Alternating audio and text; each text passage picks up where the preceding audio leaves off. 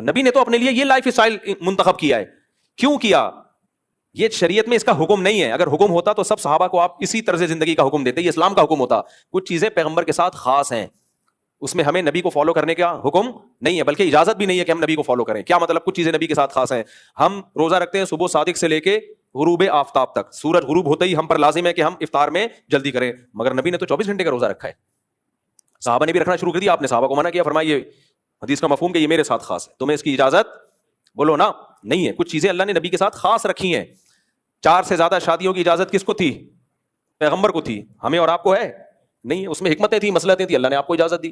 اسی طرح بغیر مہر کے نکاح میں اور آپ نہیں کر سکتے, نبی کو اجازت تھی. اسی طرح میں اور آپ اہل کتاب کی عورتوں سے نکاح کر سکتے ہیں, کر تو نہیں سکتے, کتاب والی سے نہیں کر سکتے, مسلمان سے نہیں کر سکتے, اہل کتاب سے کہاں سے؟ بہرحال شریعت نے اجازت دی ہے. لیکن پیغمبر کے بارے میں راجح قول یہ ہے کہ اہل کتاب کی عورتوں سے آپ کو نکاح کی اجازت نہیں تھی. تو بہت سارے حکام میں نبی کو خاص کیا گیا ہے, بہت سارے نہیں, چند حکام میں.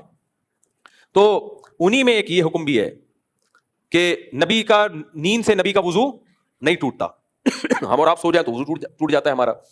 اسی طرح ایک قول کے مطابق نبی پر تہجد کی نماز بھی فرض تھی. بعض علماء اس کے بھی قائل ہیں, ہم پر تہجد کی نماز فرض نہیں ہے.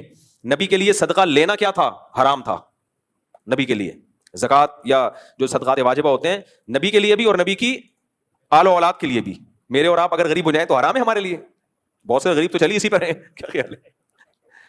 تو چند چیزوں میں نبی کی وجہ, نبی کی وراثت تقسیم نہیں ہوتی. نبی صلی اللہ علیہ وسلم کے دنیا سے جانے کے بعد آپ کی وراثت تقسیم نہیں ہوئی ہے, کیونکہ نبی نے کہہ دیا, فرما دیا زندگی میں, نحن معشر الانبیاء لا نورث درہما ولا دینار, ہماری وراثت تقسیم نہیں ہوگی.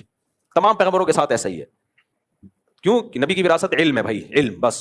مادی چیزیں نبی کی وراثت نہیں ہو سکتی, وہ سب وقف ہوں گی اہل مسلمین کے لیے.